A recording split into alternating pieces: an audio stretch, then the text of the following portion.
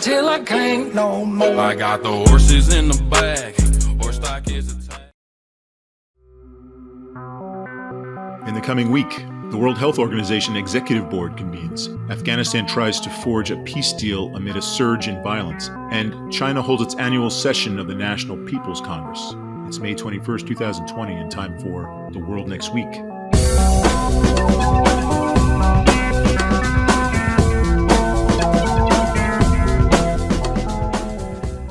I'm Bob McMahon. And I'm Jim Lindsay. Jim, let's kick it right off with the coronavirus, of course, and discuss the upcoming meeting of the World Health Organization's Executive Board, virtual, of course. The Executive Board's May meeting is a follow-up to its meeting that it typically holds in January. A great deal has happened since then, goes without saying. So, Jim, could you give us a sense of what the WHO Executive Board is going to be talking about at this meeting? Happy to, Bob. Not to put too fine a point on it, they're going to be discussing the future of the organization. As you know, President Trump sent a letter to the WHO's Director General this week stating that the United States intended to turn its temporary freeze on payments to the WHO to a permanent ban unless the WHO committed to major substantive improvements in the next 30 days. Now, that's really big news because we've discussed before on the podcast. The United States is the World Health Organization's single largest funder. Though I should point out only about 6% or so of U.S. funding to the WHO goes to the pandemic response. But it's not hard to see that if the United States were to cut off all of its funding permanently for the WHO, that would really disrupt the ability of the WHO to operate. Now, President Trump sent his letter on the first day of the World Health Assembly. This is a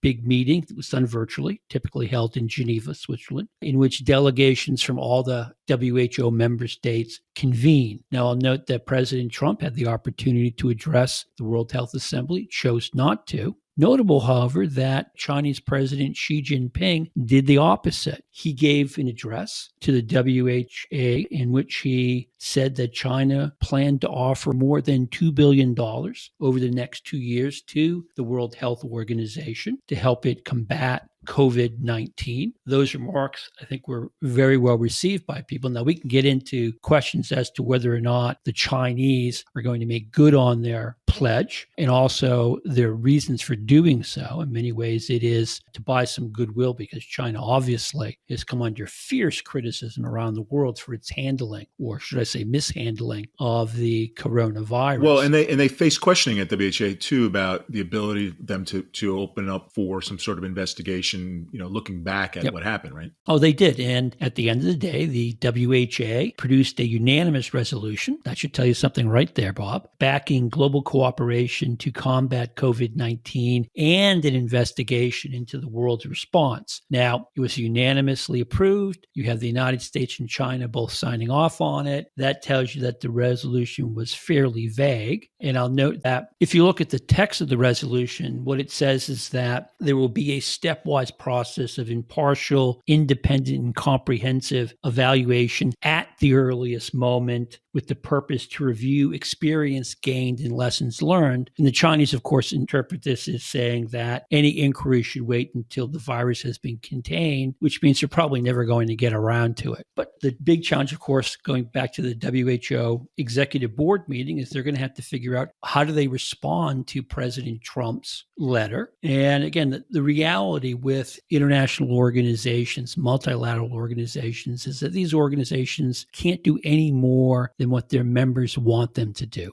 Here you are in a situation with an international organization in which the two superpowers are at odds over what should be done. Clearly, President Trump has been blaming China for the spread of the coronavirus, and the Chinese just as adamantly have no intention of becoming a scapegoat for the crisis. Equal challenge for the WHO Executive Board is how exactly do you respond to President Trump's demands? If you read the letter is a long list of what he perceives to be deficiencies, failings of the WHO, was too nice to China, didn't send alerts soon enough, was critical of decisions that President Trump made. The letter is short on specific, tangible changes that he actually wants from the organization. So it wouldn't surprise me if some of the members of the WHO executive board view this more as about American domestic politics, President Trump trying to shift blame from his handling of the coronavirus here in the United States. Indeed, many people have pointed out that in the months of January and February, the president frequently praised how China was handling the coronavirus, frequently praised the WHO. And so in that sense, his criticisms of the WHO and his director general could be equally made against his own administration. But at the end of the day, they're going to have to figure out, how do you respond in a way that pleases the United States and doesn't alienate China or other countries? And there may be no overlapping space there, Bob. Good point, Jim. I think critics of the president's response to the pandemic and his posturing towards international agencies in general note or say that in this case, it's a letter that really doesn't intend to be answered. It was set up in a way that did not really provide for any sort of reasonable answer. And that doesn't mean that there can't be some gestures from the WHO that might not satisfy the president. But I think based on the reporting in and around this decision, the president had just come out of a meeting in Camp David with some of his closest allies in Congress who were no friends of the UN and in particular the WHO. He's clearly intent on painting the WHO as among the chief villains in this pandemic. And critics would also point out that other countries were also dealing with the inadequacies of the WHO, but were able to take the information that they got from the WHO and from their own experts and respond in much more effective ways that the U.S. did not. So it's continuing to play out against this backdrop of really sharp, almost daily U.S.-China antagonisms on top of it all. WHO is kind of wrapped into that whole issue. Yeah, in that sense, WHO really is sort of just caught up in forces beyond its own control. And I would note, looking at this, one of the criticisms I think can be fairly made of the Trump administration is, if not the WHO, then what? I mean, there's a reason why the United States has been a big supporter of the World Health Organization over the years. And that's because its mission is necessary. It's important because diseases don't stay at home. They travel across borders. Again, a lot of the work the WHO does is in terms of helping other countries improve their health infrastructure, dealing with other infectious diseases, things like polio and the like, and it plays an important role. And so, there's just the old phrase,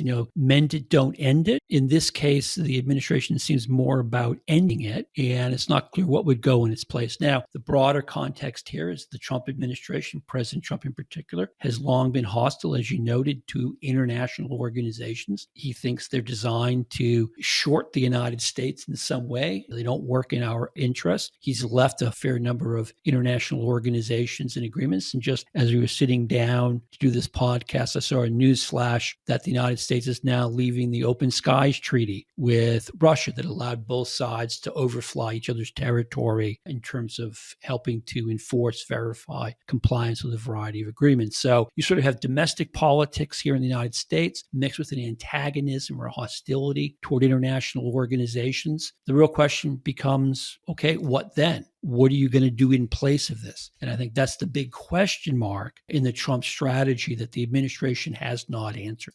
Bob, let's turn our attention to Afghanistan. In the past few weeks, we've seen an increase in violence across the country. U.S. Special Envoy to Afghanistan, Zalmay Khalilzad, is currently in the country. He's meeting with Afghan officials in the hopes of salvaging the previously negotiated deal to set up a process to get a peace deal. This story is in flux and could change by the hour. But can you just tell us a little bit more, Bob, about what's happening in Afghanistan right now? Sure, Jim. Well, I think first and foremost, the attention getter is the surge in violence in Afghanistan. And of course, no stranger to this, but even by Afghanistan standards, some of the attacks reported recently are particularly grisly. There was an attack a week ago at a maternity hospital in Kabul, in which 24 people at last count, including newborn children, were shot dead. The scenes from there were just excruciating. The Taliban, which should be noted, has denied carrying out that attack. The U.S. has accepted that denial and it has cast blame on the Islamic State. There was also an attack after that maternity hospital attack, actually a couple in northern and eastern Afghanistan, in which two mosques were attacked with worshipers who were breaking their Ramadan fast, killed in the crossfire. At least 14 people killed in those attacks. And these are on top of of,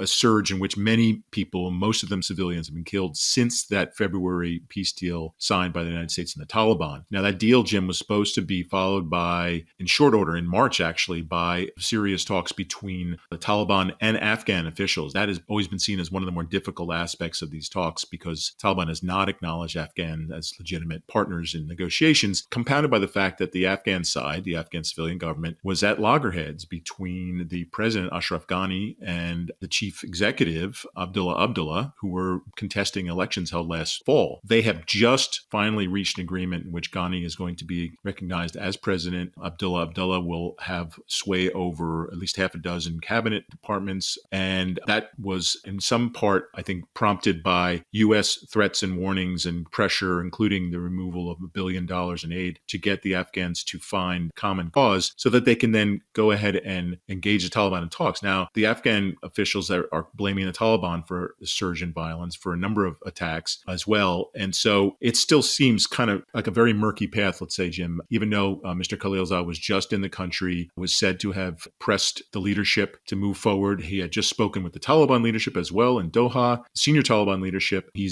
continues to be very active. And there's the hope that in potentially the week ahead or the weeks ahead, you're going to see some movement and some potentially confidence building, such as increasing prisoner swaps and things like that happening between the Afghan civilian authorities and the Taliban. So a lot of movement, Jim, still some movement seemingly in the right direction, but also a lot of skepticism and bloodshed as always in Afghanistan. Bob, we're talking about this process to try to create a peace deal. And one of the concerns lingering in the background is how committed President Trump is to trying to create a peace process. He has been critical of U.S. involvement in Afghanistan for quite some time. Again, you go back to August of 2017, he gave the national address where he said his instincts wanted to take him one way, but his advisors convinced him to stay in Afghanistan and go a different way. As I talk to people about sort of the process of getting an Afghan peace deal, even putting aside all of the challenges you just noted about the violence, they say that the actual negotiation of a peace agreement will take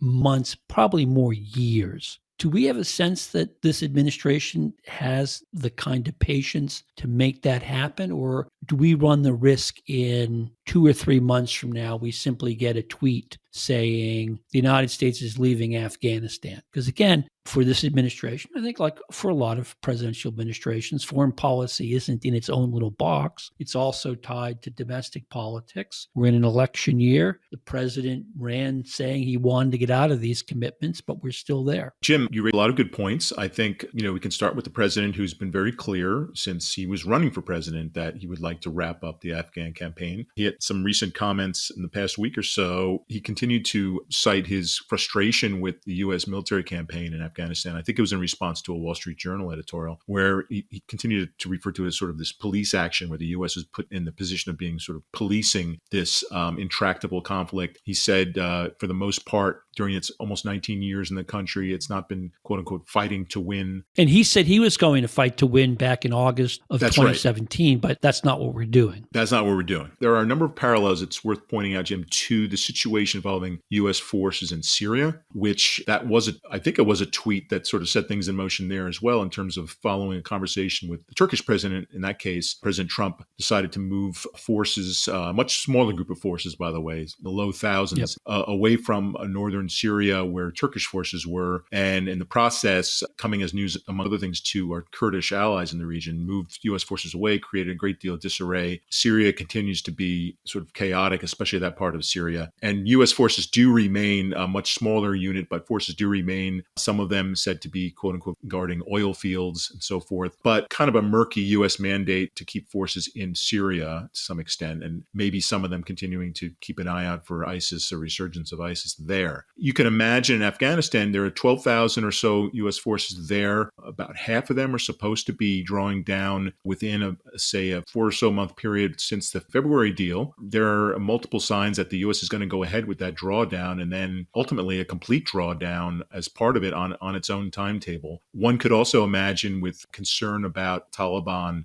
sort of swooping in and gaining and committing attacks and atrocities or whatever, that the U.S. might end up retaining some sort of vestigial force there. Jim. But I say that to say there's a pattern here and there's a desire expressed repeatedly. And so I think we will be seeing sort of this gradual drawdown of U.S. forces, regardless of what's happening on the ground in Afghanistan. It must be said, regardless of the size of U.S. forces there, Afghanistan has defied armies through the centuries, fighters in Afghanistan. The Taliban are in it for the long haul, and they have kind of clawed their way back into power. If you look at a map, kind of a heat map of Afghanistan right now, there's more heat in some of the Taliban areas than there are in the civilian government's areas of control. And I think they're just they feel like they're in a good position right now with a peace partner in the U.S. eager to leave and a government that's kind of shaky at best. But that in itself creates sort of perverse dynamics in the negotiation process, Bob, because if the Taliban realize that the United States is really eager to go and already has one foot out the door, maybe more than one foot out the door, you don't need to give up much, or the pressure to give up more is probably lowered. It makes it harder to get a deal. In some sense, the United States is trying to chase the other side to get agreement. But there's also the possibility that if the United States leaves or we get a peace deal, that it will not hold, and that Afghanistan, which does have this long historical record of chasing out outsiders, also has a long record of a lot of internal strife and conflict. And, we've been talking about the Taliban and the current Afghan government, but you also have the presence of the Islamic State. And you could easily see this evolve. Even the Afghan government is in some sense sort of a compendium of warlords in different parts of the country rather than a holistic government in the way we normally sort of presume we have these discussions. I would add to that, Stu, Jim, the elements of al-Qaeda are still around as well. Yep. And al-Qaeda and the Taliban have been a little bit more simpatico through the years. Obviously, September 11th, 2001, they were. ISIS is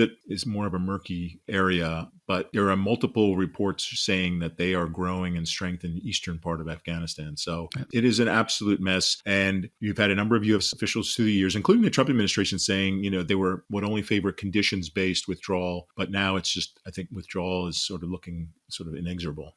Just to close this segment here, I will note that when you start talking about the Taliban, you talk about al-Qaeda, you talk about the Islamic State. That's why you have a lot of people, particularly in the U.S. military, who say we need to stay in Afghanistan because the bad guys aren't going to go away. And if they're left alone, they will be able to plan and plot attacks against Americans and talk about sort of standoff attacks or standoff counterterrorism operations, which we operate from other countries in toward Afghanistan, actually won't work. There's a real debate there, and there are costs and benefits on both sides. Well, Jim, I want to take us to another topic uppermost on U.S. foreign policy planner minds, and that would be China. It is holding a couple of major events in the coming week, the National People's Congress and the Chinese People's Political Consultative Conference are both taking place. Thousands of delegates typically attend these from across the country. They gather in Beijing. The thought of thousands of people attending anything still makes people leery, even in China, which is farther along from its pandemic outbreak than many other countries. But Jim, can you give us a sense of what's going to be happening in these meetings, what's on the agenda of Chinese leaders right now, and what we should be looking for? Well, Bob, what's going to be on the agenda is what way forward for China. COVID-19 has presented the Chinese leadership, and particularly Xi Jinping, a major challenge. Their entire model of growth has come under attack. We're seeing sort of the collapse of global trade. We're seeing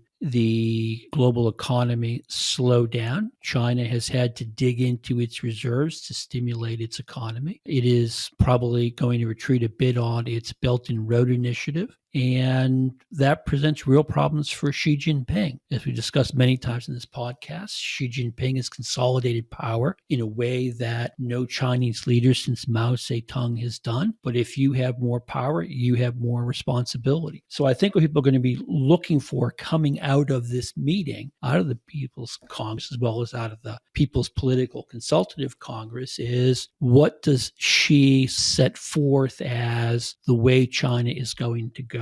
And that's particularly going to be important in terms of economic policies.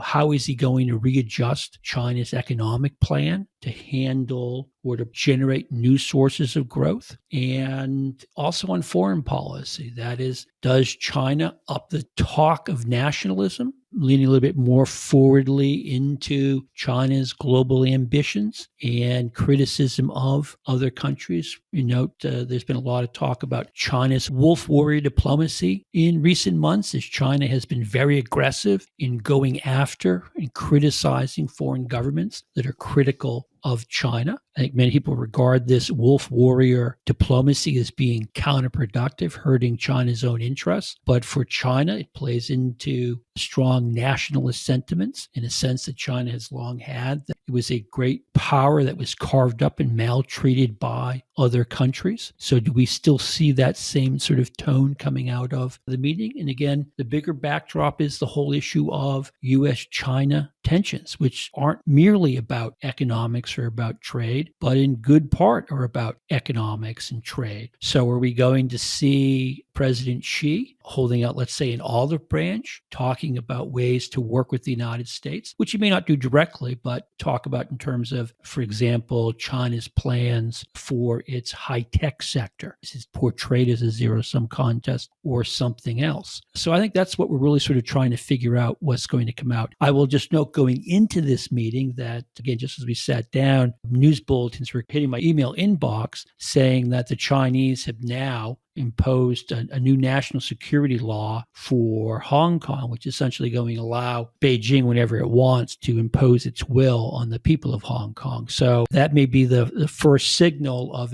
China's probably going to go down a more, let's say, defiant as opposed to conciliatory road in these meetings. It's a good point, Jim. I think people are looking very closely to see how that plays out in practice. Hong Kong protesters, as we've discussed many times on the podcast, have been both inventive and bold, and they have lots of strong contacts with outside parties. And China's trying to go right for the jugular and to snuff that out. We've also had in the past week the swearing in of the second term of Taiwanese President Tsai Ing-wen, who has on one part very capably handled the pandemic outbreak in her country, and also spoke out quite bluntly about how Taiwan sees China and wants no part of a one country, two systems approach. So those are two issues that are always kind of irritants for China. But I think, as you said, with this latest report and with this Congress and attempt for Xi to continue to assert himself, we're going to see, I think, nationalism play a big role. We will. And I will simply say that nationalism can be a very positive force, but nationalism can also be a very destructive force. Just look at the history of the 20th century. Not suggesting that China is the only country that has strong nationalist impulses. It isn't. However, one needs to be very careful as you start calling up the ghosts of nationalism and previous injuries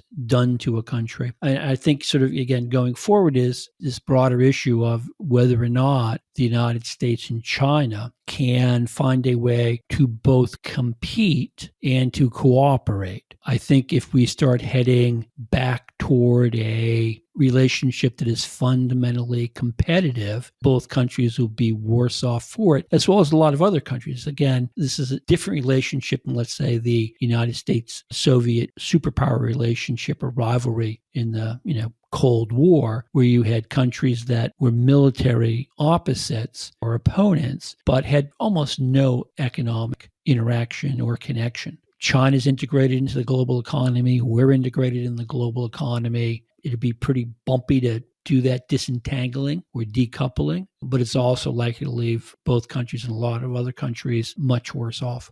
Okay, Bob, we reached the portion of our podcast where we do figures of the week. What is your figure of the week? Jim, my figure is a number, and it would be the number 18, which is the number of years since the Open Skies Treaty has been in operation. You referenced it a little while ago. This is the treaty that actually has grown. It's not just U.S., Russia, actually. It's grown to 34 nations, and the first operational mission was 18 years ago, 2002. There have been hundreds and hundreds of flights over the participant countries, including the United States, Russia, Ukraine, Baltic states, and other places. But the treaty's been under stress for a number of years, partly due to compliance concerns. The U.S., as it had with the INF treaty, which it withdrew from recently with Russia, has been complaining more loudly of Russian obstructions, not allowing overflights, requested overflights, for example, to Kaliningrad, the Russian enclave in the Baltic area, or parts of Georgia that Russia occupies, South Ossetia and Abkhazia, while at the same time concerned that Russia's gaining more and more information about U.S. capabilities, military facilities, and so forth, and sort of, as it has in other such treaties, the U.S. basically saying it's giving up more than it's getting. You'll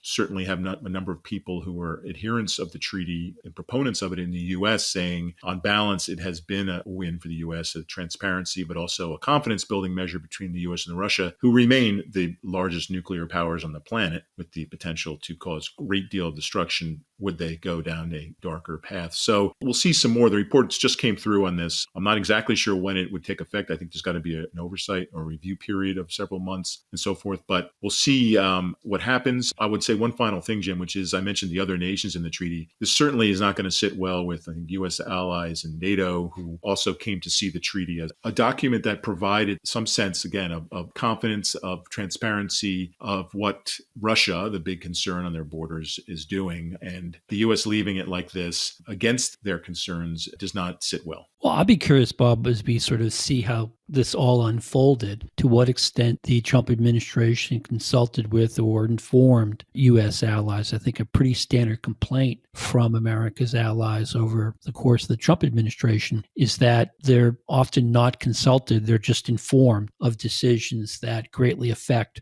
their own interest. And I think that has led to a real sobering across our many alliances and friendships about the reliability of the United States, where the United States is headed with its foreign policy. And I think that has much larger ripple effects. I mean, it's very clear that Donald Trump does not see himself, as presidents from Harry Truman to Barack Obama did, as sort of being the most important country in the world, the one that organized others toward collective action. President Trump is on I'm just going to do what I want to do. And again, the question is, okay, but how are we actually better off? What is it that we're giving up? What are we going to do in replace of this? And I haven't seen, again, this is breaking news, so I'm not necessarily criticizing the administration because the Washington Post news flash didn't contain this. But the real big question is, what's our next step? How are we going to make sure we get the kind of information that we would have gotten through adherence in the Open Skies Treaty? I'll also just note that on the horizon is the expiration of the New START Treaty. That is supposed to expire, I think, 10 days after or 2 weeks after the next presidential inauguration. So presumably if President Trump remains president or is inaugurated for second term, I think that treaty is likely to go by the wayside. I think if Joe Biden is the next president, there's likely to be quick movement to resurrect it. But again, there's a broader story here about this administration's hostility to international cooperation, to treaties, to formal mechanisms of sort of stipulating obligations. And in doing that, the administration doesn't then have a next step of, here's something different that we want to do. It is simply states behave as they choose to behave, and we're the biggest, most powerful country, so we'll choose as we see fit. And I should say, history does not provide lots of optimism that that sort of attitude will by itself produce prosperous outcomes. Yeah, and I would just repeat your point about successive presidents supporting this move towards these types of treaties. It was a Republican, President George H.W. Bush, who triggered this Open Skies Treaty that ultimately was fully ratified and signed by 2002. But there had been this foreign policy consensus that both parties shared about the value of such treaties and the value of such oversight, especially between the U.S. and Russia. And there's been this, I wouldn't even say erosion, there's just been this drastic backsliding on such arrangements under Trump, for reasons you mentioned, Jim, and with little replacement seen other than the posturing about the importance of U.S. sovereignty and preserving the right to act as it wishes. Yeah, and I think there's the broader lesson here is that policymakers and people talking about policy tend to spend a lot of time focused on how certain steps will solve problems and not enough time thinking about how those steps might create new, different, and possibly worse problems. And I think that's something always to keep in mind when you're talking about or assessing any administration's decisions. Yeah, I mean, you can do a whole separate discussion just about the aftermath of the Iran nuclear deal that the administration withdrew from and what's transpired since then versus what they said would happen. But we digress. Jim, who or what is your figure of the week? Well, Bob, this seems to be the week on The World Next Week in which we anticipate each other's figures of the week. I mentioned the Open Skies Treaty during the earlier part of the show, and you mentioned Taiwanese President Tsai Ing-wen, and she is my figure of the week for the very reason that you flagged. She was inaugurated this week for her second term as president of Taiwan. She won election in a landslide back in January, and she used her inaugural speech to signal that Taiwan